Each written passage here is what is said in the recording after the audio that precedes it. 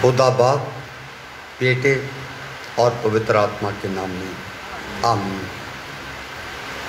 क्या ही धन्य है हर एक जो परमेश्वर का भय मानता है और उसके मार्गों पे चलता है। तू अपनी कमाई को निश्चय खाने पाएगा, तू धन्य होगा और तेरा भला ही होगा। परमेश्वर तुझे सिय्योन से आशीष देवे और तू जीवन पर यरूशलेम का कुशल देखता रहे। आइए हम सब लोग मिलकर गीत गाएं। गीत नंबर 424।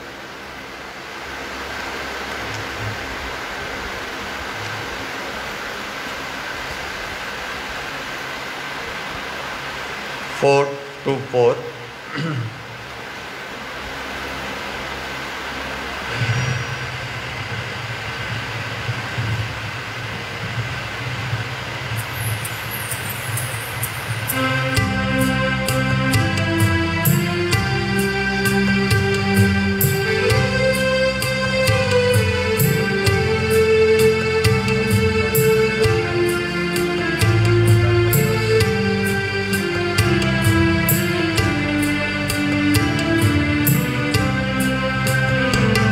रब साडा जोर है, तेरे साडी है बना,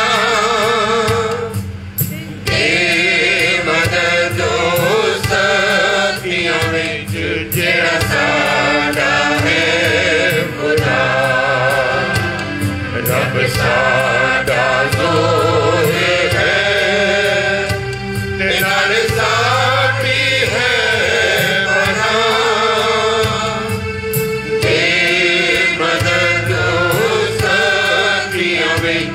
तेरा साडा है खुदा। इसराई कुछ डर नहीं पावे, जमीन जावे उलट। इसराई कुछ डर नहीं पावे, जमीन जावे उलट। सारे पर्वत रुड़ के पावे, सारे पर्वत रुड़ के पावे, वे समुंदर पे जा। रब साडा जोर है, तेरा साडी है बना, दे मदद सखियां विच जेड़ा साडा है खुदा।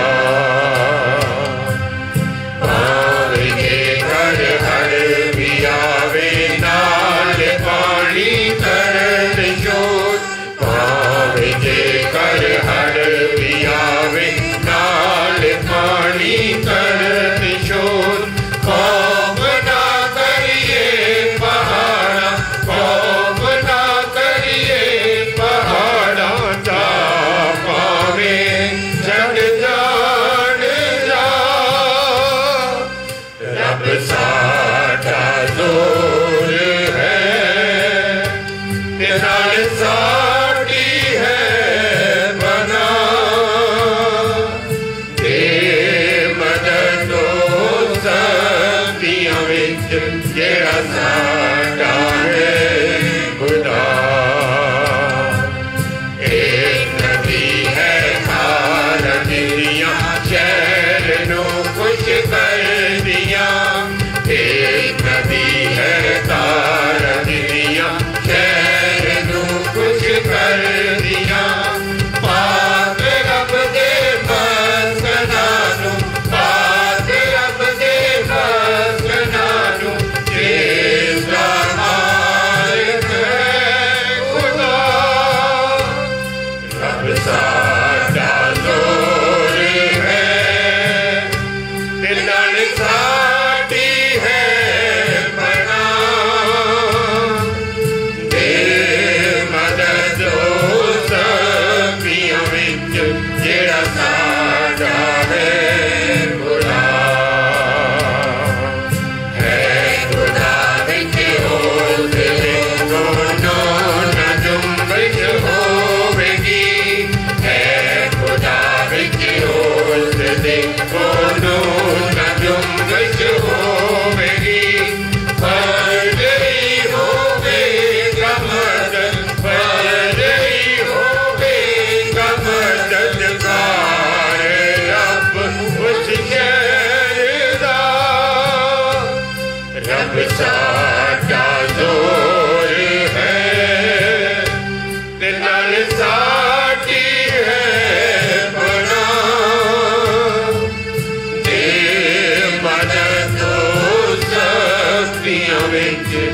जेड़ा साडा है खुदा ओ माया जोश विच ते बादशाहियां हिल गईयां ओ माया जोश विच ते बादशाहियां हिल गईयां धरती सब कर गई धरती सब कर गई रब ने जदों कीती सदा रब साडा जोर है ते नाल साडी है बना ते मदद सखियां विच जेड़ा साडा है खुदा जो यहोवा लश्करां दा आप साडे नाल है जो यहोवा लश्करां दा आप साडे नाल है जो खुदा याकूब दा है जो खुदा याकूब दा है सोई साडी है बना रब साडा जोर है ते नाल साडी है बना दे मदद सखियां विच जेड़ा साडा है खुदा कृपया दिमाग बैठ जाए, दुआ मांगे। मेहरबान बाप, ज़मीन और आसमान के मालिक तेरा शुक्र करते हैं, तेरा धन्यवाद देते हैं कि आपने अब तक हमें जिंदे और जिंदों की ज़मीन पर संभाल के धन्यवाद देते हैं। ख़ानदानी जिंदगियों पे आशीष दी, हमारी कलीसिया पे आपका अनुग्रह बना हुआ है। मिन्नत करते हैं कि खुदावन हमारे शहर सूबे हमारे मुल्क पे भी बना। इस समय जबकि पूरी दुनिया में कोरोना वायरस की वजह से लोग बड़ी परेशानी के आलम में हैं, ऐसे हालात में हम पिता परमेश्वर तेरे हसूर दुआ मांगते इस महामारी के दौर में अपने लोगों की रक्षा कर, इस महामारी को ख़त्म करें। इस महामारी की वजह से जो लोग पीड़ित हैं खुदावन उनके दुखों का निवारण कर। मालिक तेरे हजूर धन्यवाद देते हैं बीते सप्ताह के लिए, बीते दिनों की तमाम आशुम बरकतों नेमतों के लिए, आने वाले नए सप्ताह के लिए हम तेरे हजूर दुआएं मांगते हैं। हम अपनी पूरी कलीसिया पे आपकी आशीष चाहते हैं। कलीसिया के हर ख़ानदान के हर एक मेंबर के साथ हुई खुदावन हर ख़ानदान की ज़रूरतों को पूरा करें, दुख सुख के साथ ही मददगार बने। पिता परमेश्वर पढ़ने लिखने वाले बच्चों के साथ हो, बेरोज़गार बच्चों के लिए दुआएं मांगते हैं। पिता परमेश्वर दुआ मांगते हैं, बहुत सारे अजीज़ आज खुदावन आज का दिन नहीं दे सके हैं, तो खुदावन उन्होंने अपनी ज़िंदगी का सफ़र तय कर लिया है। उसमें से ख़ास तौर पे हम मिसेस एल्फ्रेड जी सिंह को तेरे हाथों में सौंपते हैं। तेरी बंदी खुदावन जब तक जिए तेरे पे आस और उम्मीद लगाए रहें। खुदावन जो खिदमत उनको मिली, उन्होंने अपनी उस खिदमत को अपने पति के साथ बखूबी के साथ निभाया। जब तेरी ओर से बुलावा आया तो तेरी दासी तुझ में सो। हे पिता परमेश्वर, हम आज की इबादत के पूरे हिस्से को तेरे हाथों में सौंपते हैं। हम सबों को अपनी पनाह में ले, अपनी रूह से भर, ताकि हम रूह और सच्चाई के साथ आज की इबादत को अंजाम दें। तेरे बच्चों को आशीष और बरकत मिले, सुनने देखने वालों को आशीष दे। पिता परमेश्वर, बहुत सारे लोग तेरे घर में आना चाहते हैं पर हालात की वजह से खत बंद है। पिता परमेश्वर उन्हें दे कि हम जहाँ जहाँ भी हैं मिलकर तेरी महिमा करें, उपासना करें और सबकी फरियादें तेरे हजूर पहुँचें। हर एक की फरियाद सुनी जाए। खुदावन मेल मिलाप की रूह हमें बरकरार कर, प्यार मोहब्बत एकता में बांध के रख। पिता परमेश्वर हम पूरी चंडीगढ़ डायसिस के लिए, डायसिस के तमाम इंतज़ामिया कमेटियों के लिए, चर्चेस के लिए, पासवानों के लिए तेरे हजूर दुआएं मांगते हैं। हम अपने इंस्टीट्यूशनों को तेरे हाथों में सौंपते हैं।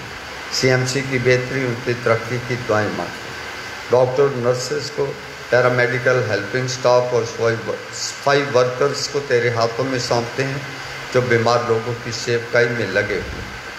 हे मालिक, तेरे हजूर दुआ है क्योंकि हम चर्च ऑफ नॉर्थ इंडिया के पूरे इंतज़ाम को अपने हाथ में रखें, यीशु के नाम में आमीन। आइए हम पहला पाठ सुनते हैं। भजन संहिता नंबर 40 बारी बारी से पढ़ा जाएगा। साम 46, जबूर 40।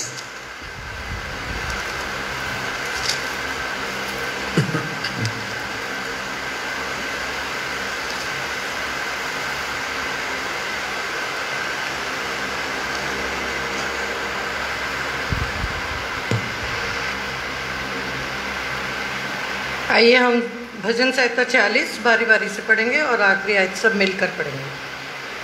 परमेश्वर हमारा शरण स्थान और बल है, संकट में अति सहज से मिलने वाला सहायक।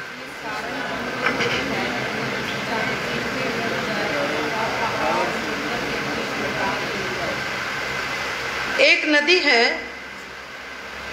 चाहे समुंदर गरजे और फेन उठाए और पहाड़ उसकी बाढ़ से कांप उठे।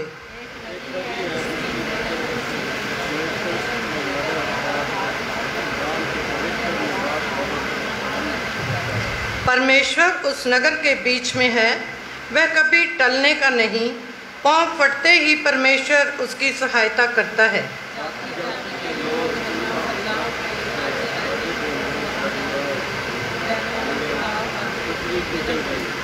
सेनाओं का यहोवा हमारे संग है, याकूब का परमेश्वर हमारा ऊंचा गढ़ है।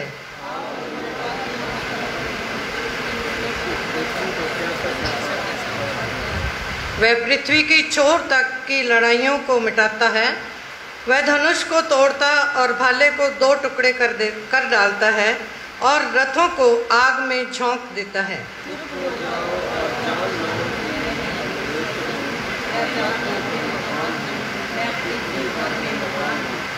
सेनाओं का यहोवा हमारे संग है, याकूब का परमेश्वर हमारा ऊंचा गढ़ है।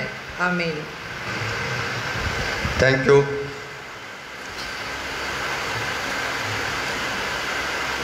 एक और हिस्सा पढ़ा जाएगा, यशायाह नबी की किताब 6 बाब 1 से 8 आयत।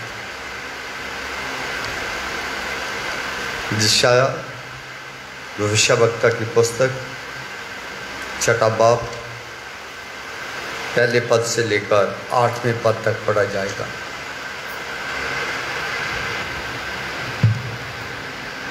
यशायाह 6 अध्याय उसका 1 आयत से लेकर 8 आयत तक पढ़ेंगे हम। जिस वर्ष उज्जियाह राजा मर गया, मैंने प्रभु को बहुत ही ऊंचे सिंहासन पर विराजमान देखा और उसके वस्त्र से घेर से मंदिर भर गया। उससे ऊंचे पर शराब दिखाई दिए। उनके 6 पंख थे और 2 पंख से वह अपने मुंह को ढांपे थे और 2 से अपने पाँव को, और 2 से उड़ रहे थे। वह एक दूसरे से पुकार पुकार कर कह रहे थे, सेनों का यहोवा पवित्र पवित्र, सारी पृथ्वी उसके तेज से भरपूर है। और पुकारने वाले के शब्द से डवैयों की नीहें डोल उठी और भवन धुएं से भर गया। तब मैंने कहा, हाय हाय, मैं नष्ट हुआ हूँ, क्योंकि मैं अशुद्ध होठ वाला मनुष्य हूँ और अशुद्ध होठ वाले मनुष्यों के बीच में रहता हूँ, क्योंकि मैंने सेनाओं के यहोवा महाराज धीर को अपनी आँखों से देखा है। तब एक श्राप हाथ में अंगारा लिए हुए, जिसने उसे चिमटे से वेदी पर से उठा लिया था, मेरे पास उड़कर आया। उसने उससे मेरे मुंह को छुआ और कहा, देख, इससे तेरे होठों को छू लिया है, इसलिए तेरा अधर्म दूर हो गया है और तेरे पाप क्षमा हो गए। तब मैंने प्रभु का ये वचन सुना, मैं किसी को भेजूं और हमारी ओर से कौन जाएगा? तब मैंने कहा, मैं यहाँ हूँ, मुझे भेज। ये परमेश्वर का वचन है। इसके पढ़े सुने जाने पर परमेश्वर की आशीष हो। आमीन। Thank you.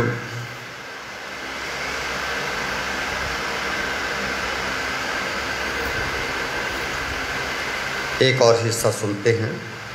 इफिसियों के पत्र 3 बाब 14 से 21 में आए।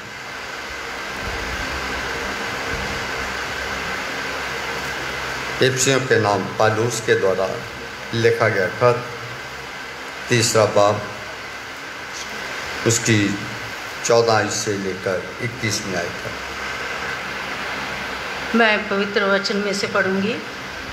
इफिसियों के नाम पौलुस प्रेरित की पत्री 3 बाब उसकी 14 से 21 आयत तक। मैं इसी कारण उस पिता के सामने घुटने टेकता हूँ जिससे स्वर्ग और पृथ्वी पर हर एक घराने का नाम रखा जाता है, कि वह अपनी महिमा के धन के अनुसार ये दान दे कि तुम उसके आत्मा से अपने भीतरी मनुष्यतम में सामर्थ पाकर बलवंत होते जाओ, और विश्वास के द्वारा मसीही तुम्हारे हृदय में बसे, कि तुम प्रेम में जड़ पकड़कर और नेव डालकर सब पवित्र लोगों के साथ भली भांति समझने की शक्ति पाओ कि उसकी चौड़ाई और लंबाई और ऊंचाई और गहराई कितनी है, और मसीह के उस प्रेम को जान सको जो ज्ञान से परे है,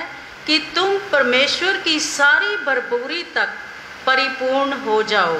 अब जो ऐसा सामर्थी है कि हमारी विनती और समझ से कहीं अधिक काम कर सकता है, उस सामर्थ के अनुसार जो हम में कार्य करता है, कलीसिया में और मसीह यीशु में उसकी महिमा पीढ़ी से पीढ़ी तक युगानुयुग होती रहे। आमीन। परमेश्वर के पवित्र वचन के पढ़े और सुने जाने पर उसकी आशीष हो। आमीन। Thank you. आइए हम सब लोग खड़े होकर गीत गाएंगे। गीत नंबर 529।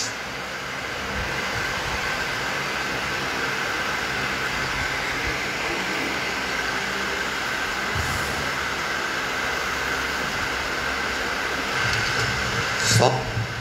29.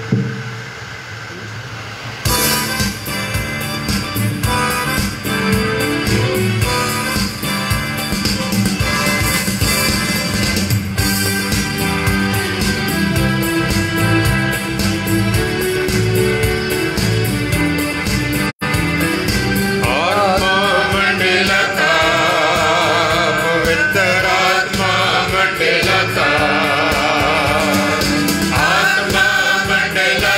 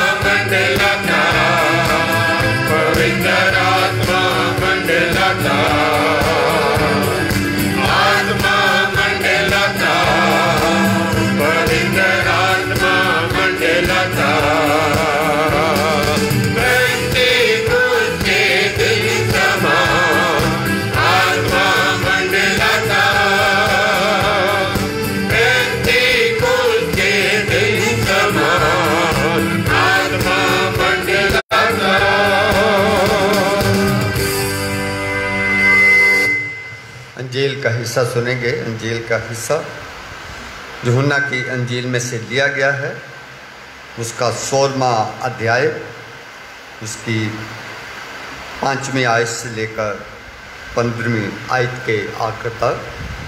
यूहन्ना रचित सुसमाचार 16वां पाठ 5वें पद से लेकर 15वें पद तक पढ़ा जाएगा। Gospel according to Saint John chapter 16 verses 5 to 15।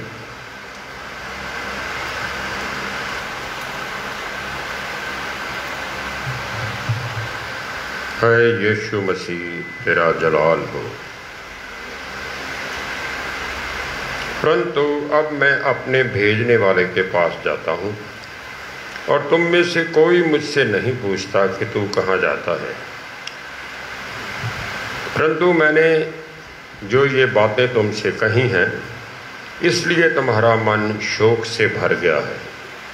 तो अभी मैं तुमसे सच कहता हूँ कि मेरा जाना तुम्हारे लिए अच्छा है, क्योंकि यदि मैं ना जाऊँ तो वह सहायक तुम्हारे पास ना आएगा, परंतु यदि मैं जाऊँगा तो उसे तुम्हारे पास भेजूँगा।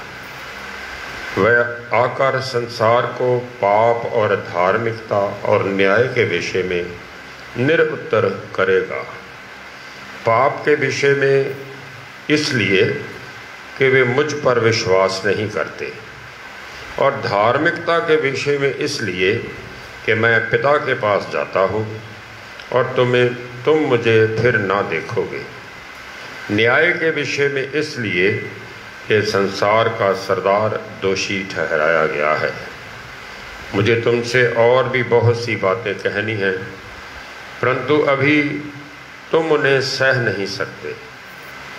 परंतु जब अर्थात सत्य का आत्मा आएगा तो तुम्हें सब सत्य का मार्ग बताएगा, क्योंकि वह अपनी ओर से ना कहेगा, परंतु जो कुछ सुनेगा वही कहेगा, और आने वाली बातें तुम्हें बताएगा।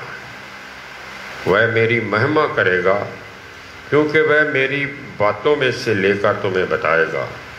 जो कुछ पिता का है वह सब मेरा है, इसलिए मैंने कहा कि वह मेरी बातों में से लेकर तुम्हें बताएगा।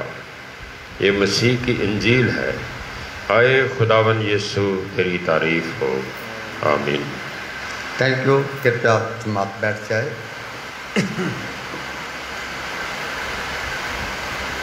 मेरे बहन भाइयों, आप सबका खुदा के भवन में स्वागत है, और आने वाले सप्ताह के लिए शुभकामनाएं हम आप सबको देते हैं। कुछ बहन भाइयों के बर्थडे हैं। आज रेवरेंड टीकन एल्विन विल्सन साहब का बर्थडे है। चर्च के बाद आप सब लोग उन्हें हैप्पी बर्थडे कह सकते हैं, और साथ ही दुआएं करें कि खुदा ने आज तक संभाल के रखा, उनको उनके परिवार को दुआओं में याद रखें, और आने वाले दिनों में भी परमेश्वर उन्हें संभाल के रखें और पहले से भी ज़्यादा आशीष बरतते दें। आज Mrs Kamini Rai, Mrs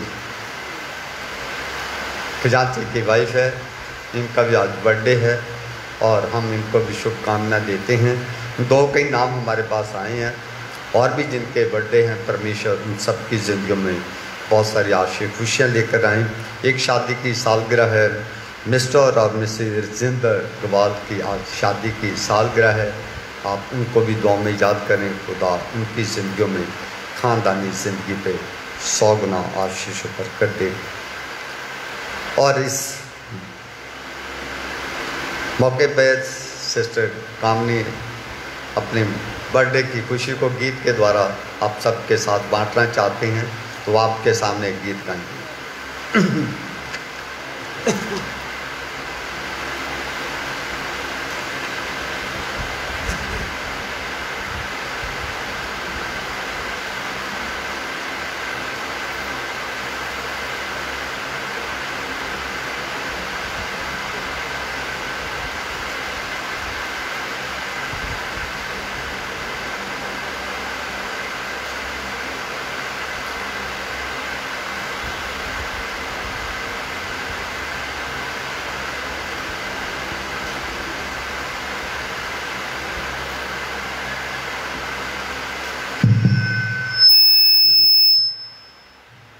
praise the Lord.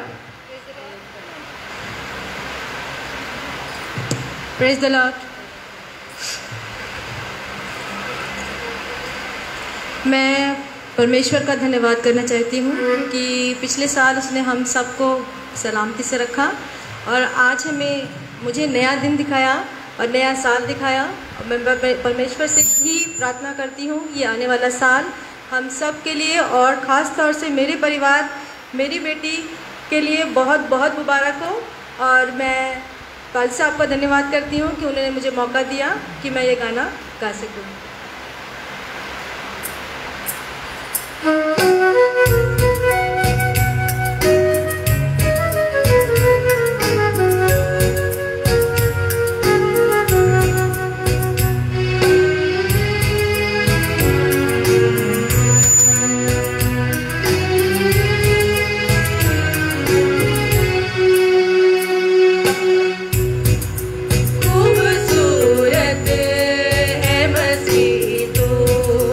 खूबसूरत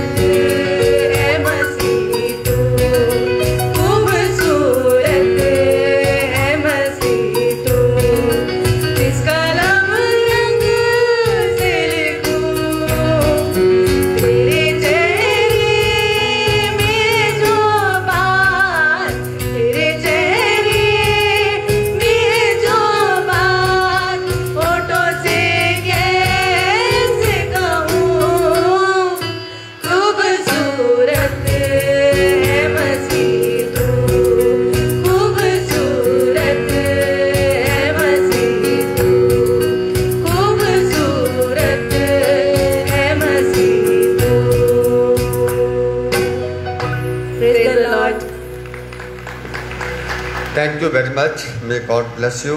अब विमेन फेलोशिप की तरफ से एक गीत होगा।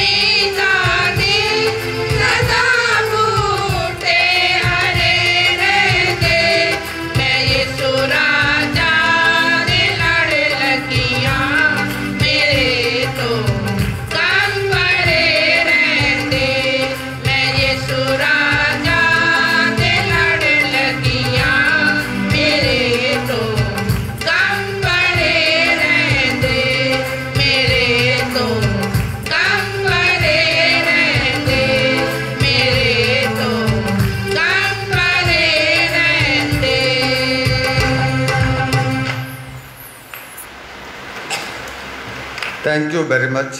खुदा आपको बरकत दे। Beautiful song. आइए हम दुआ में जाएंगे। पादरी जॉन से मैं रिक्वेस्ट करूंगा कि दुआ में हमारी रहनुमाई करें।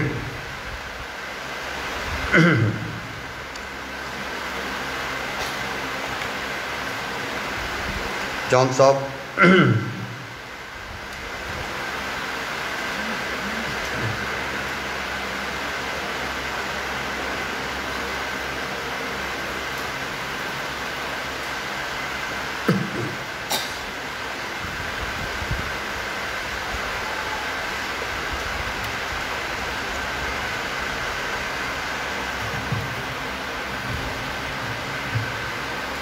आइए हम अपने सिरों को झुकाएं, अपनी आंखों को बंद करें और एक बार फिर हम दुआ में जाएं। हमारे स्वर्गीय पिता परमेश्वर, हम आपका धन्यवाद देते हैं कि आज के दिन तक आपने हमें संभाल के रखा। प्यारे प्रभु, बहुत से संकट में से हम निकले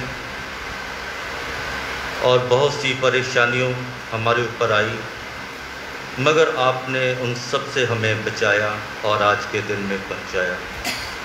प्रभु, हम आपका धन्यवाद देते हैं। हमारे स्वर्गीय पिता परमेश्वर, हम आपका धन्यवाद देते हैं कि आपने एक बार फिर हमें ये मौका दिया है कि हम आपके भवन में आ सकें। और प्रभु, उन सब आशीषों के लिए आपका धन्यवाद दे सकें जो आपने हम सब के जीवन में दी। प्यारे पिता परमेश्वर, दुआ करते हैं उन सब लोगों के लिए जो इस समय बीमार हैं, अलग अलग जगहों पे हैं और प्रभु तुझे पुकार रहे हैं। प्यारे पिता परमेश्वर, तू उनकी दुआओं को सुन और प्रभु उन्हें चंगा कर, ताकि वो अच्छे होकर तेरे घर में आ सकें और तुझे धन्यवाद दे सकें। स्वर्गीय पिता परमेश्वर, दुआ करते हैं अपनी इस कलीसिया के लिए और भी जितनी कलीसियाँ हैं जो तेरे नाम से चल रही हैं और आज प्रभु तेरी उपासना कर रही हैं, तेरी आराधना कर रही हैं। प्रभु, उन सब के लिए दुआ करते हैं, उनके पादरी साहबान के लिए। प्यारे पिता परमेश्वर, आप उन्हें आशीषित करें और आगे बढ़ाएं। इस समय जबकि पूरी दुनिया संकट में है, डरी हुई है, मगर पिता परमेश्वर तू अपने लोगों को उम्मीद देता है और ताकि पिता परमेश्वर हम अपने विश्वास में बने रहें, क्योंकि तू अपने लोगों की परवाह करता है, अपने लोगों की हिफाजत करता है। पिता परमेश्वर, जैसे कि आज के वचन में भी पढ़ा गया विषयों की पुस्तक में, वहाँ पे भी संत पौलुस अपनी कलीसिया के लिए प्रार्थना कर रहा है कि वो अपने विश्वास में मजबूत हों। और प्यारे पिता परमेश्वर, जबकि वो समय एक कैद में था, उसने अपने लिए कुछ नहीं मांगा, उसने कलीसियाओं के लिए दुआ की। ये उसकी एक प्रार्थना थी कि किस तरीके से कलीसियाएँ विश्वास में मजबूत हों और तेरे उस प्रेम को समझ सकें। सचमुच पिता परमेश्वर, आज तूने हमें एक और मौका दिया है कि हम तेरे सुसमाचार को दुनिया में फैलाएं। ये हमारी एक कर्तव्य है पिता परमेश्वर, क्योंकि हमारा उद्धार हो चुका है और पिता परमेश्वर, हम चाहते हैं कि जिन्हें अभी तक तेरे वचनों के बारे में नहीं पता, वो भी तेरे बारे में जान सकें और उस उद्धार को हासिल कर सकें। महान दयालु परमेश्वर, मैं तेरा धन्यवाद करता हूँ कि तूने मुझे भी एक नई सेवकाई का मौका दिया है, मुझे एक नई कलीसिया में भेजा है। प्यारे पिता परमेश्वर, तू मुझे अपनी पवित्र आत्मा से भर, ताकि मैं पिता परमेश्वर पूरे मन से, पूरी लगन से तेरे पवित्र वचनों को उन लोगों में बांट सकूं। प्यारे पिता परमेश्वर, आज के वचन के लिए दुआ करता हूँ जो आपने हमें दिया है। प्रभु, होने दीजिए कि आज के इस वचन के द्वारा हम सब आशीषित हो सकें। और प्यारे पिता परमेश्वर, मैं अपने पादरी साहब के लिए दुआ करता हूँ, आप उन्हें छू लीजिए, अपनी पवित्र आत्मा से भर दें, ताकि आज का वचन जो हमारे बीच में बांटते हैं वो आपकी ओर से हो और हम सब की बेहतरी के लिए हो। ये मैं सब कुछ मांगता हूँ आपके प्यारे बेटे अपने खुदाबंद यीशु मसीह के नाम से, आमीन। थैंक यू विद, खुदा आपको बरकत दे। आइए हम अपना ध्यान आज के वचन की ओर लेके मैं जाना चाहता हूँ। मेरे बहनों भाइयों, मैंने आपसे वादा किया था कि हम 7 कलमों के ऊपर बातचीत करेंगे। आज का एक और कलमा मैं आपके सामने लेकर हाजिर हुआ है। वो कलमा है यूहन्ना की अंजील 19 बाब उसकी 26 आयत से लेकर 27वीं आयत तक। यूहन्ना रचित सुसमाचार 19वां बाब उसकी 26 पद से लेकर 27वें पद तक यूँ लिखा है, जब यीशु ने अपनी माता और उस चेले को जिससे वह प्रेम रखता था पास खड़े देखा तो अपनी माता से कहा, हे नारी, देख ये तेरा पुत्र है। तब उसने चेले से कहा, ये तेरी माता है। और उसी समय से वह चेला उसे अपने घर ले गया। खुदाबंद अपने पवित्र वचन के पढ़े और सुने जाने पर हम सबको अपनी आशीष दे, आमीन। मेरे बहन भाइयों, हमने 18 अप्रैल को साथ में दूसरे कलमे के ऊपर बातचीत की थी। आज उसके बाद 16 मई 21 को हमने चौथे कलमे पे बातचीत की। आज मैं आपके साथ तीसरे वचन पे बातचीत करना चाहता हूँ।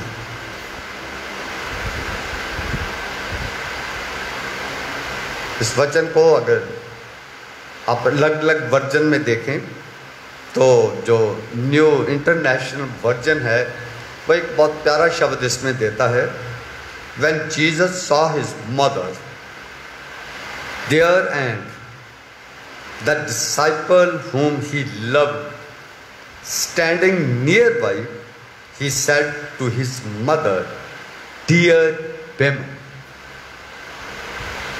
He had added the word, Dear women, here is your son, and to the disciple, here is your mother. From that time on, the disciple took her into his home. मैं बड़े ध्यान से देखने की कोशिश कर रहा था। अक्सर हम ये कहते हैं, है औरत, उसने शब्द हमारे लिए ट्रांसलेशन करके आया है। इसमें हे नारी भी शब्द इस्तेमाल किया गया है, औरत शब्द भी इस्तेमाल किया गया है। पर जो न्यू इंटरनेशनल वर्जन है उसने कहा प्यारी नारी, डियर वेमन शब्द। तो इसका मैं इतना ये कहना चाहता हूँ, इसलिए मैं वर्जन के बारे में बोलना चाहता हूँ कि इसमें अक्सर हम ये कहते हैं कि उसने यह नारी कहकर कहा, उसने माँ की मन में कोई बहुत बड़ी इज्जत नहीं थी। पर जब इन शब्दों को देखते हैं और आज के कलमे के अनुसार मैं देखूंगा कि प्रभु यीशु के दिल में अपनी माँ के प्रति कितनी इज्जत थी और कितनी बड़ी वो जिम्मेदारी एक बेटे होने के नाते समझ आई थी। तीसरे वचन में प्रभु यीशु ने अपनी माता मरियम और अपने शिष्य यूहन्ना को माँ बेटी के रूप में एक बंधन में बांधने की कोशिश की है, जहाँ एक बंधन में बांधा है जो बहुत ही अजीब बंधन होता है माँ और बेटे का। क्यों बांधा? क्योंकि माँ की ममता को उनके मन में थी और माँ की ममता के साथ साथ एक माँ के प्रति इसकी जिम्मेदारी भी बनती थी। अगर प्रभु यीशु मसीह की बायोग्राफी पढ़े तो उसमें आता है कि जब तक उनके बाप जल्दी मर गए और जब तक उसके बहन भाई और अपनी जिम्मेदारियां नहीं संभल पाए, तब तक वो घर गृहस्थी की जिम्मेदारियों को पूरा करते रहे।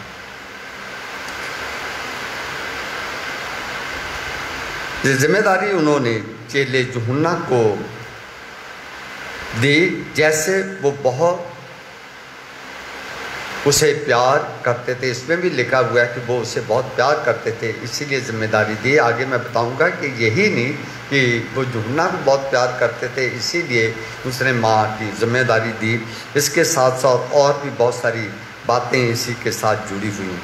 सबसे पहले मैं आपको बताना चाहता हूँ, माँ दुनिया में सबसे प्यारा नाम।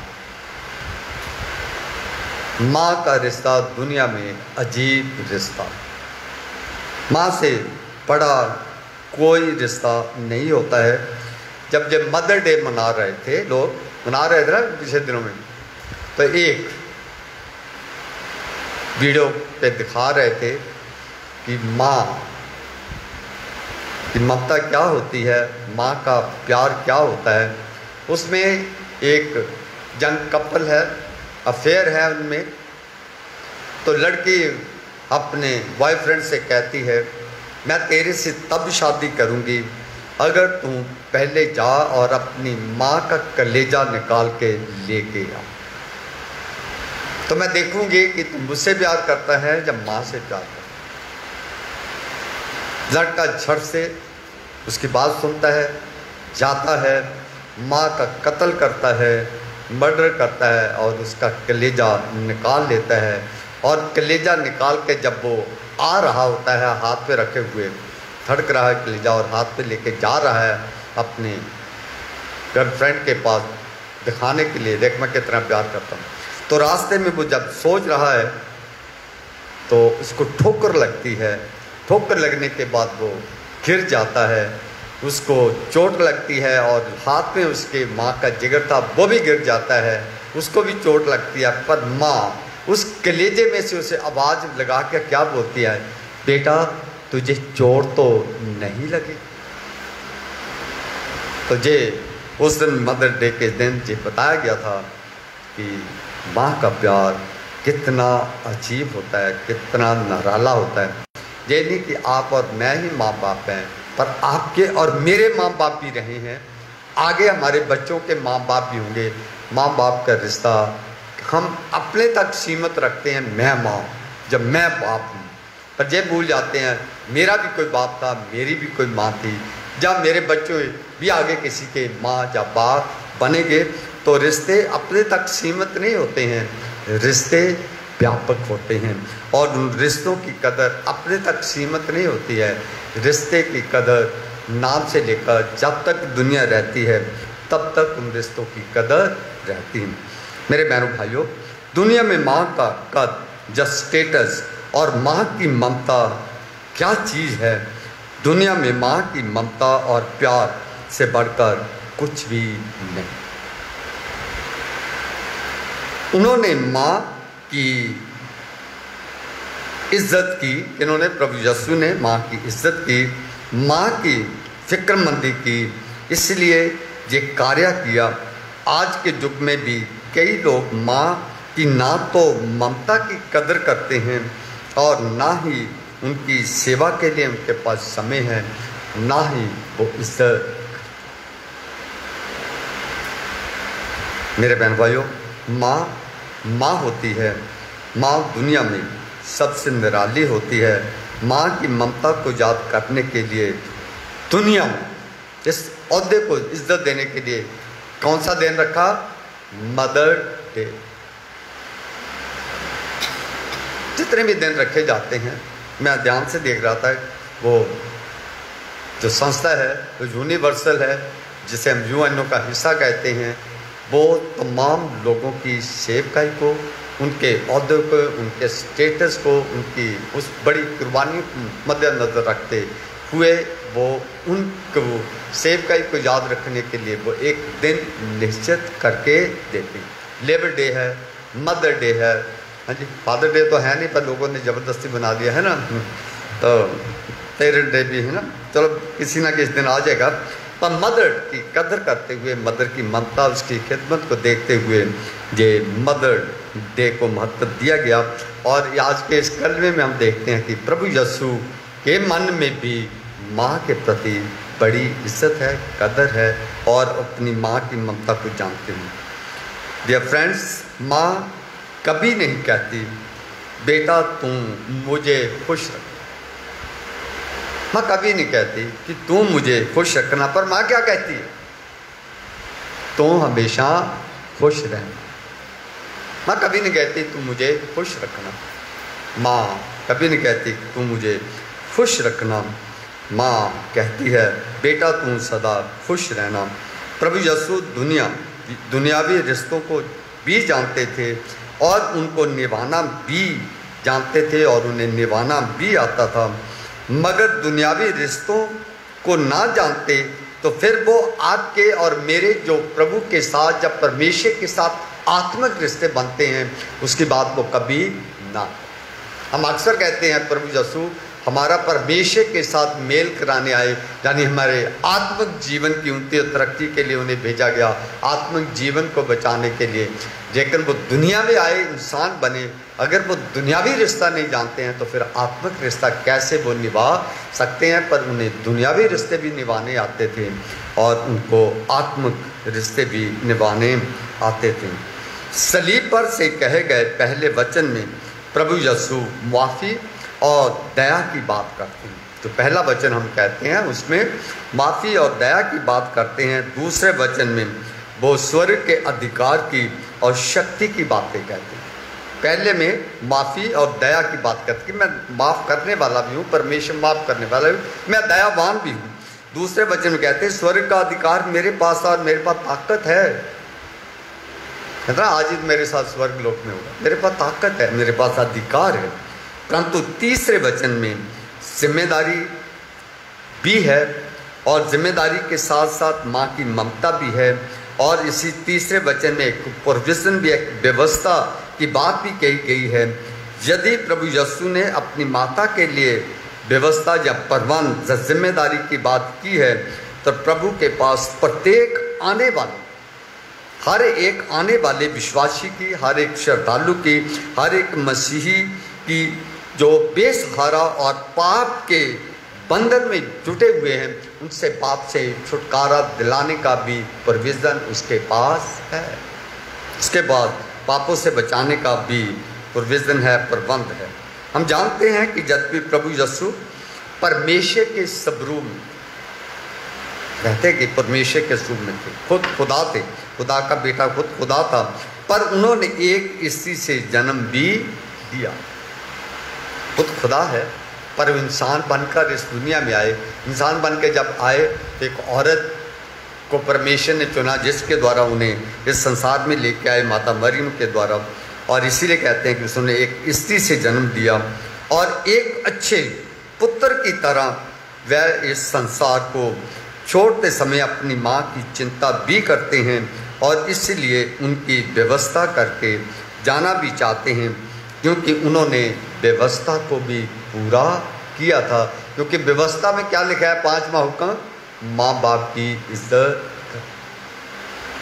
उसने बता दिया कि मैं व्यवस्था, इसलिए प्रभु यीशु में व्यवस्था लोप करने नहीं, बल्कि व्यवस्था में जो खामियां हैं उसे पूरा करने के लिए उसमें यह था कि लोग व्यवस्था तो पढ़ते थे पर 5वां हुक्म भी पढ़ते थे, पर उसके अनुसार नहीं चलते थे। और प्रभु यीशु मसीह ने आज के इस वचन के द्वारा, इस कलमे के द्वारा उस व्यवस्था को भी पूरा करने की कोशिश की है।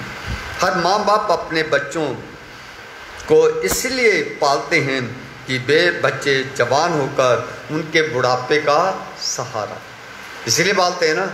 बहुत सारे बच्चों पे माँ बाप की तवज्जो होती हैं, पर मैं पर्सनली कहना चाहता हूँ जो माँ बाप जिस वजह से बच्चों को पैदा करते हैं कि एक्सपेक्टेशन की वजह से वो गलती बात करते हैं। ये परमेश्वर की आशीष मिलती हैं बच्चे, बाकी परमेश्वर की शिक्षा के अनुसार माँ बाप की जिम्मेदारियाँ बनती हैं उन्हें पालने की। तो बच्चों की जिम्मेदारी बाइबल के अनुसार ही बनती है कि वो उनकी बुढ़ापे में देखभाल करें और ये वचन के अनुसार उनके प्रति भी जिम्मेदारी है। पर जब प्रभु यीशु मसीह के बारे में हम कहते हैं कि जब माँ बाप की इच्छा होती है कि बच्चा बुढ़ापे का सहारा बने, तो प्रभु यीशु मसीह तो 33 वर्ष के जवान ही बेटा था जो माता मरियम के बुढ़ापे की लाठी बनने का सहारा वो मान रही थी, पर उसका पुत्र उनकी आंखों के सामने सलीब पे लटका हुआ। 33 साल का जवान बच्चा जिसके वो सोचते होगी मेरा बुढ़ापे का सहारा होगा, मेरा ये होगा, मेरा वो होगा, पर वही जवान बच्चा सलीब के ऊपर लटका हुआ है और माँ सामने खड़ी है और उसके सिर से पैरों तक खून बह रहा है और सलीब के ऊपर ताज, कांटों का ताज पहने हुए और हाथ और पाँव में कीलों ठोकी हुई हैं। इस मंजर को देखने के लिए माँ उसके सामने खड़ी है। आप देख सकते हैं कि उस समय माँ की क्या हालत होगी और ऐसे हालात में माँ क्या कर सकती है। माता मरियम अपने बेटे का दर्द कम तो नहीं कर सकती थी, पर वह सिर्फ अपने पुत्र के दुख को देख सकती थी। माँ अपने बेटे के लिए कितनी दुखी होगी, उसका दुख दर्द कौन जानता है। जहाँ उस समय वो खुद ही समझ सकती थी कि मेरा दुख इस समय कितना बड़ा।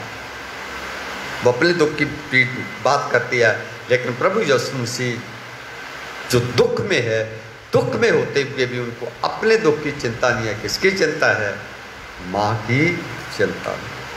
प्रभु यीशु ने ऐसे हालात में अपने चेले यूहन्ना को अपनी माता का दुख दर्द बांटने के लिए उसके हाथों में ये जिम्मेदारी सौंपते हुए दे दी, ये तेरी माँ, ये तेरी माँ। यूहन्ना कौन था? अब इसके बारे में भी मैं आपके सामने थोड़ा सा रखना चाहता हूँ, जिसको उसने जिम्मेदारी दी। और आज के वचन में हमने ये देखा जैसे वो बहुत प्यार करता है, यही नहीं प्यार करता था, उसमें और भी बहुत सारी खूबियाँ थी और उसके साथ क्या रिश्ता था ये मैं बताना चाहता हूँ। यूहन्ना और याकूब ये दोनों जब्दी के पुत्र थे। इन दोनों की माँ प्रभु यीशु के पास एक बार अपने दोनों बच्चों को लेकर आती है और यीशु से सिफारिश करती है कि मेरे इन दोनों बच्चों में से एक को दाएं और एक को बाएं, जब तेरी बादशाह आए तो बिठा।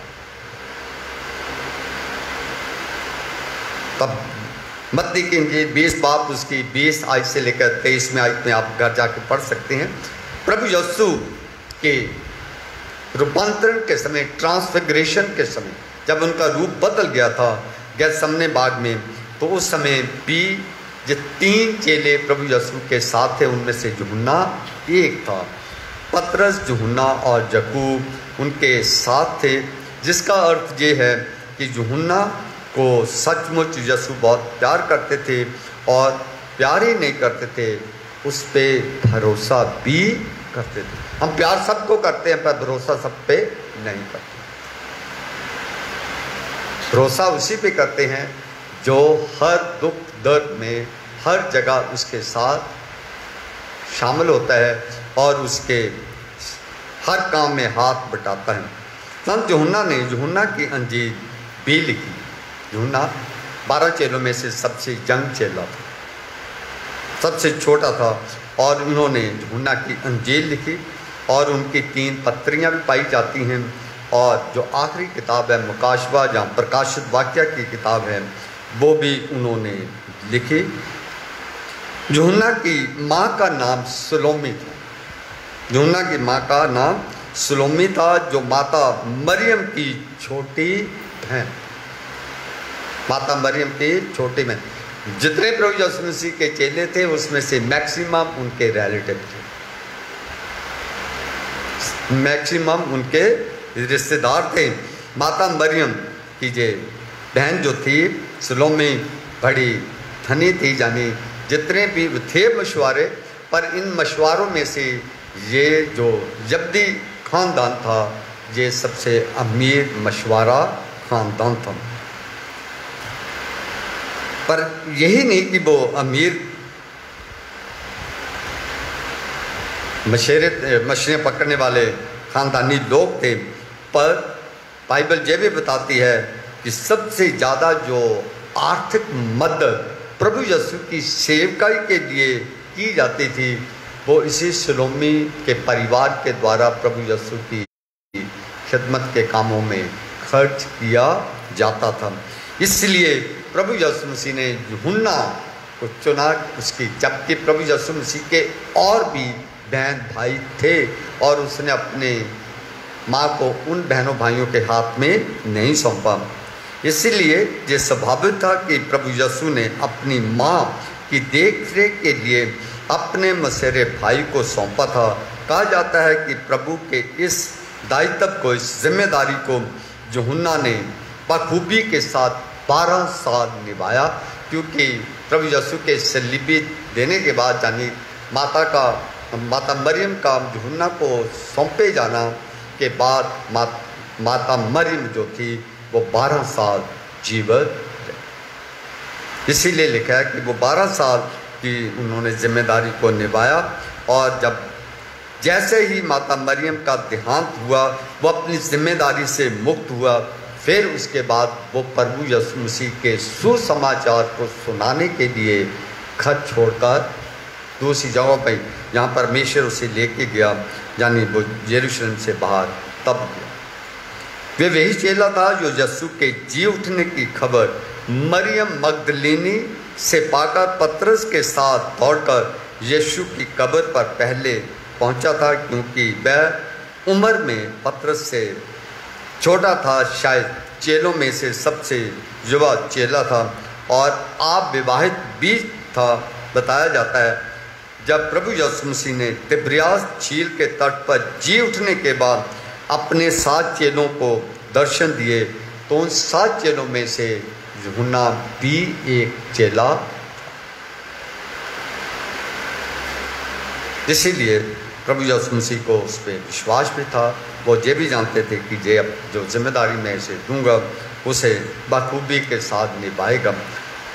थोड़ी देर सोचें आप और विचार करें कि जब आप और मैं मसीह के कहलाते हैं, आप और मैं परमेश्वर के वचन को पढ़ते हैं, चर्च में आते हैं, कलीसिया का कीमती हिस्सा बनते हैं, फिर आपको और मुझे भी बहुत सारी जिम्मेदारियां परमेश्वर देता है, और आपकी और मेरी भी बहुत सारी जिम्मेदारियां फिर बनती हैं। पर जब हमें कोई जिम्मेदारी हम पे आती है, हम जिम्मेदारी में कितने वफादार रहते हैं, ये भी आज सोच विचार करने की बात है। अगर चर्च की तरफ से आपकी मेरी कोई जिम्मेदारी पूरी नहीं होती है, जब चर्च कोई काम नहीं करता, हम चर्च से क्या देते हैं? क्या फ़ायदा हुआ मेंबर बनने का? हमें चर्च आने का क्या फ़ायदा हुआ? चंदा देने का क्या फ़ायदा हुआ? चर्च से अपनी जिम्मेदारी से पल्ला छाड़ लेते हैं। पर जब आप और मैं मसीह के हो गए, आपको मुझे बहुत सारी जिम्मेदारियां हैं जैसे आप और मैं निभाने ये हकदार हैं। बहुत सारी जिम्मेदारियां ऐसी हैं जैसे आप और मैं महसूस भी नहीं करते, जानते भी नहीं हैं। जिम्मेदारियां क्या है? छोटी छोटी जिम्मेदारियां, एक दूसरे से प्यार करो, पड़ोसी से प्यार करो, लव योर एनिमी, करते हैं नहीं ना? करते। सब्बत के दिन पवित्र दिन है, हर एक चर्च आता है नहीं आता है? मैं कल परसों चर्च के रजिस्टर देख रहा था, तो नया हमने 20-21 का बनाया है। मैक्सिमम लोगों के चंदे ड्यू है, किसका 10,000 है, किसका 8,000 है। वो भी जिम्मेदारी है ना।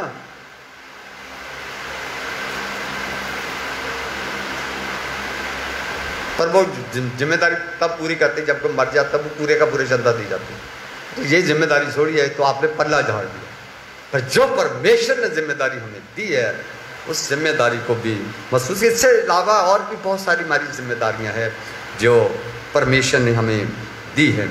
मूसा की 5वीं आज्ञा के अनुसार अपने माता पिता का आदर सम्मान करना, प्रभु यीशु ने मरते मरते भी इस आज्ञा का पालन करके ये साबित कर दिया कि वो माँ बाप के साथ साथ व्यवस्था की कदर भी करते थे। इसीलिए प्रभु यीशु ने अपनी माँ की ओर दृष्टि की और ये शब्द कहे, हे नारी देख तेरा पुत्र, और यूहन्ना से कहा देख ये तेरी माता। मेरे दोस्तों, मेरे बहनों भाइयों, प्रभु यीशु ने क्रूस पर से संसार को भी उपदेश देने की कोशिश की है। प्रभु यीशु आपके मेरे लिए नहीं अकेले आए, प्रभु यीशु सारे संसार के लिए, इसे सारे संसार को प्रभु यीशु मसीह ये शिक्षा देना चाहते हैं कि अपने माता पिता का आदर करो और अपनी जिम्मेदारियों, अपने दायित्व को पूरा करने से कभी पीछे ना हटो। अगर आप और मैं अपने दायित्व को पूरा नहीं करते हैं, जिससे आप और मैं इच्छा रखते हैं कि ये मेरे लिए कुछ करें, फिर वो भी कुछ नहीं। प्रभु यीशु ने कहा हे महिला। मैंने कहा था शुरू में एक ही वर्जन है जो न्यू इंटरनेशनल वर्जन है, वही कहता है उसमें प्यारी महिला, और बाकियों में सब में हे महिला शब्द आता है। बहुत सारे जब ये शब्द पढ़ते हैं तो लोगों के मन में आता है प्रभु यीशु हो सकता है कि माँ को ज़्यादा कदर ना करते, पर ऐसा नहीं है। पर उन्होंने जब ये हे नारी कहा तो उसने नारी समाज को इज्जत दी है, अकेली माँ को इज्जत नहीं दी है। उसमें माँ की ममता की इज्जत भी दे सकते हैं जो ना कुछ सौंपना, पर जब वो हे नारी कहते हैं वो नारी समाज को इज्जत भी देते हैं। ये महिला शब्द इस्तेमाल किया गया था जिसका अर्थ ये नहीं है कि यीशु अपनी माँ का आदर या उसकी कदर नहीं करते थे। आदर की वजह से ही तो यूहन्ना चेले को ये दायित्व दिया था कि प्रभु यीशु के, पर इसमें एक और भी बात मैं आपके सामने रखना चाहता हूँ कि उन्होंने हे महिला करके इसलिए भी ये शब्द कहा गया था कि उनका जो उनके साथ जो रिश्ता था वो दुनियावी रिश्ता था, दुनियावी रिश्ता था।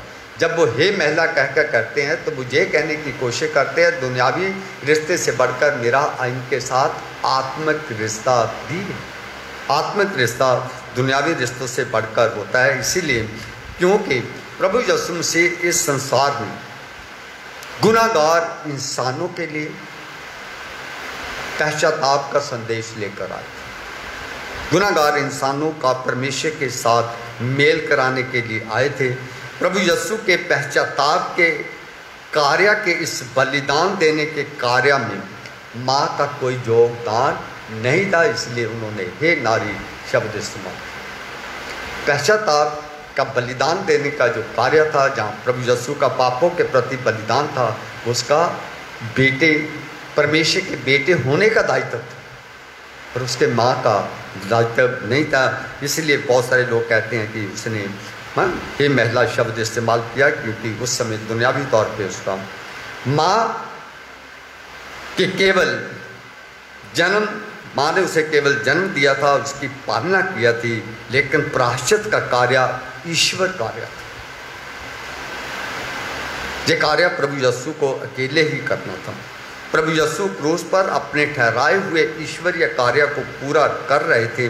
उनका संसारिक संबंध उनके साथ टूट चुका था। मैंने 30 कलमे में उसमें 2 कलमे में बताने की कोशिश की थी। जब वो प्रभु यीशु कहते हैं मेरे पिता में तूने मुझे क्यों छोड़ दिया है, तो उसमें भी मैं बताने की कोशिश करता था कि कुछ अरसे के लिए जब गुनाह का बोझ प्रभु यीशु के सिर पे आ गया, गुनाह का बोझ उन्होंने उठा लिया, तो गुनाह से परमेश्वर को नफरत है, इसलिए परमेश्वर ने अपनी आंखों के ऊपर हाथ रख लिया और प्रभु यीशु मसीह इस गुनाह का बोझ उठाए हुए चिल्ला उठे, क्योंकि गुनाह का बहुत बड़ा बोझ था। और इस बोझ को उठाते समय जो पीड़ा उनको महसूस हुई, उस पीड़ा को उन्होंने ये बताने की कोशिश की है, हे मेरे परमेश्वर, हे मेरे परमेश्वर, तूने मुझे क्यों छोड़ दिया। परमेश्वर ने छोड़ा नहीं था, लेकिन गुनाह की पीड़ा इतनी बड़ी पीड़ा थी जिसकी वजह से वो चिल्ला उठे कि ये बहुत बड़ी पीड़ा है। तो इसका मतलब ये है कि कुछ अरसे के लिए परमेश्वर का रिश्ता उसके साथ टूट गया, इसीलिए वो चिल्लाया। इसीलिए यहाँ पर भी मैं ये बताना चाहता हूँ कि अब परमेश्वर दुनियावी रिश्ता उसका टूट गया था, अब उसके साथ रिश्ता आत्मिक माँ का रिश्ता रह गया था, इसलिए उसे हे नारी शब्द कहकर उन्हें पुकारा। संसार के प्रायश्चित का दाम देने में अपने संबंध को तोड़ लिया था। अब तक पुत्र नहीं परंतु पापियों का साक्षी, पापियों का प्रायश्चित, पापियों का बिचपई यानी मीडिएटर और उद्धारकर्ता बन के उनके बीच में वो खड़ा। प्रभु यीशु ने अपनी माता की जिम्मेदारी यूहन्ना ही को क्यों दी? पहली बात ये थी कि प्रभु यीशु की आंखों के सामने क्रूस के पास वो ही खड़ा था। सबके साथ चेले भाग गए, कोई नहीं था, किसी का और किसी का जिक्र नहीं आता।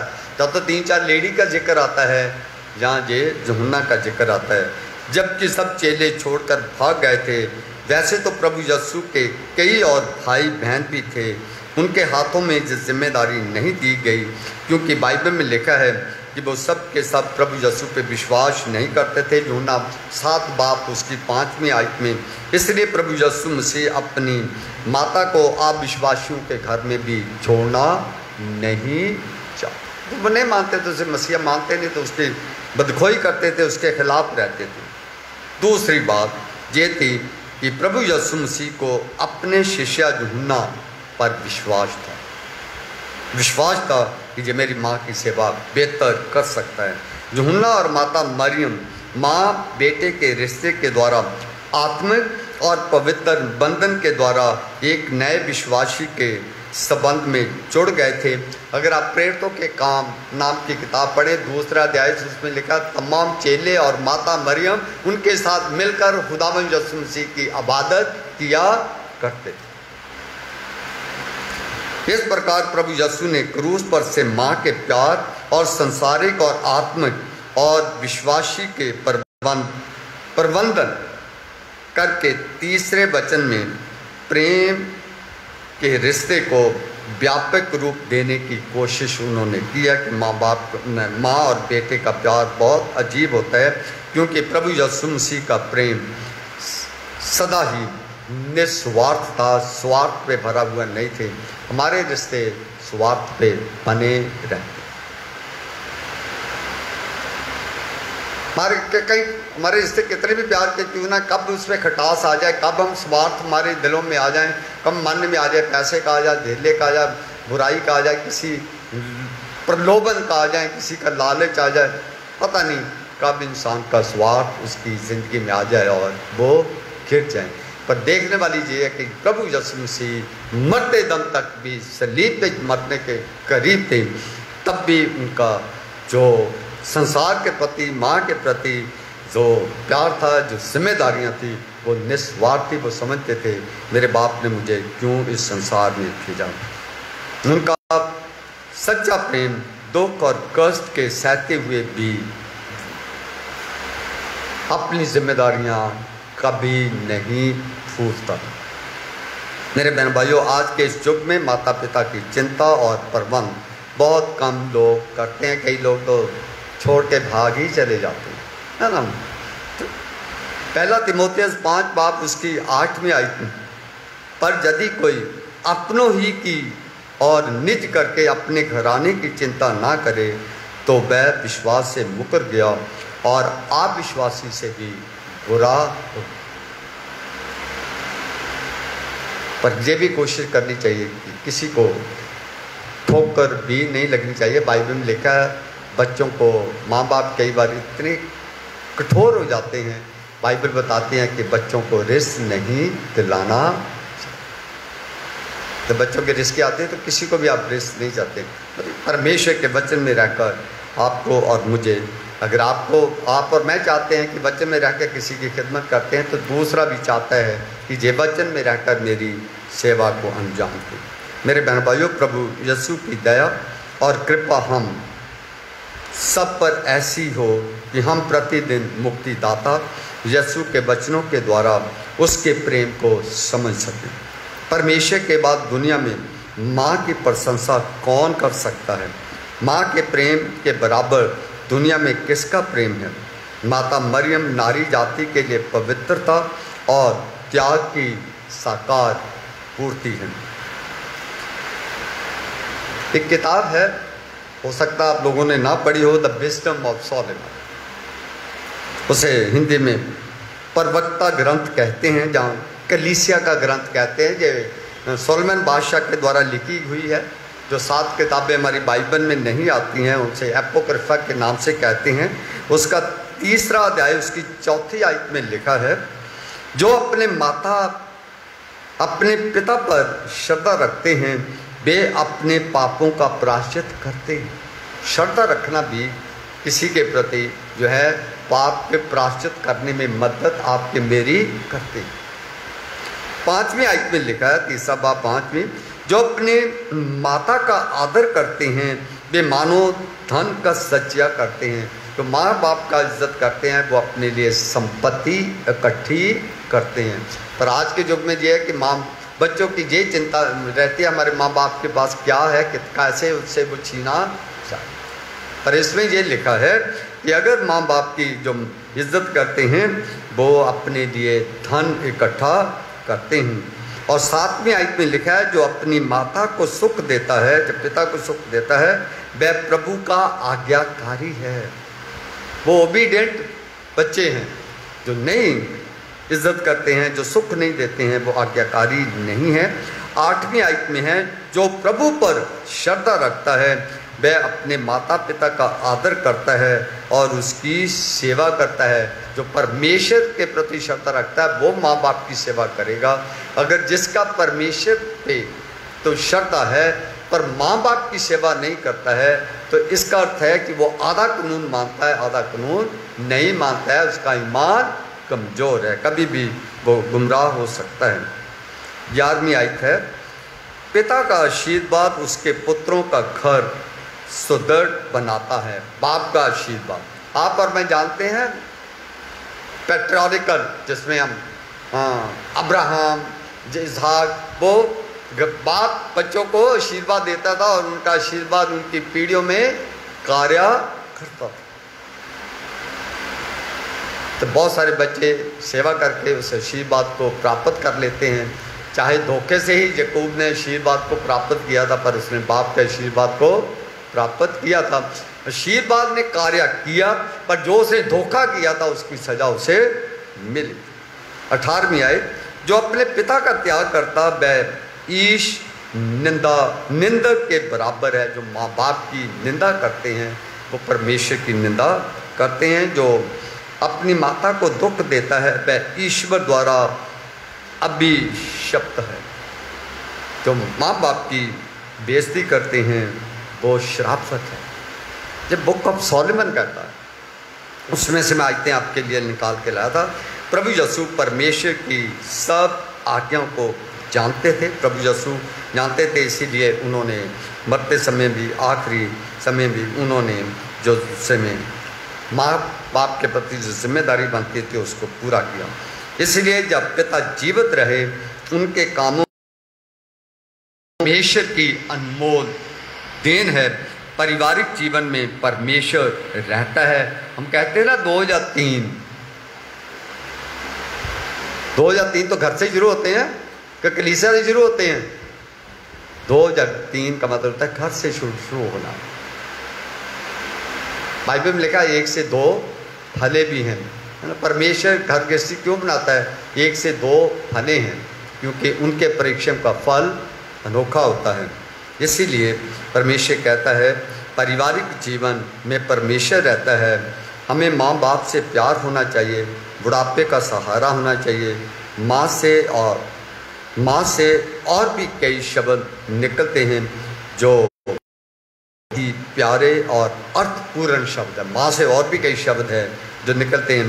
बहुत सारे क्या हैं, कभी कभी आप और मैं परदेश में जाए तो क्या कहेंगे? मेरी मदरलैंड कौन है, मेरी मदर कंट्री कौन है, वो बताएंगे ना। मदरलैंड शब्द निकला है तो वहाँ जाके भी लोग अपनी मदर कंट्री को या अपनी मदरलैंड को इसीलिए रिकॉग्नाइज करते हैं।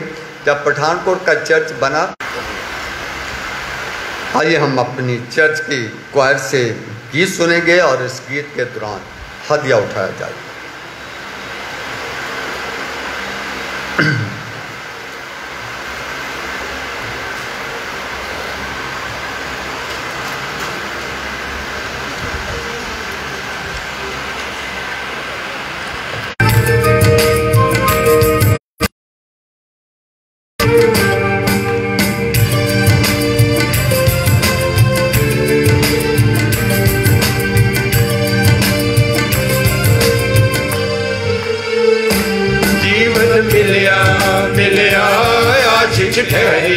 ठहरी बरकत आई है खुदा।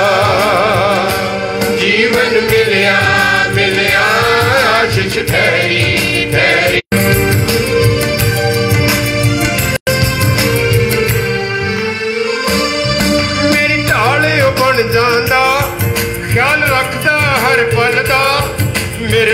सुख दा सांझी मेरे नाल नाल चलदा।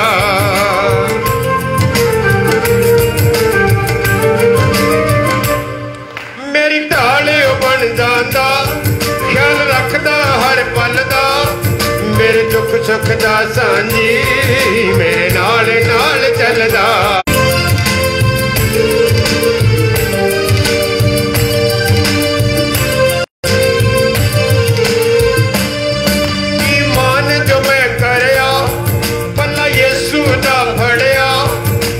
तरस मेरे ते का मैनू चंगा भी करया।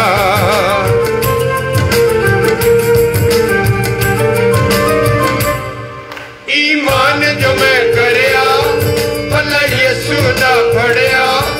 उन तरस मेरे ते का मैनू चंगा भी कर।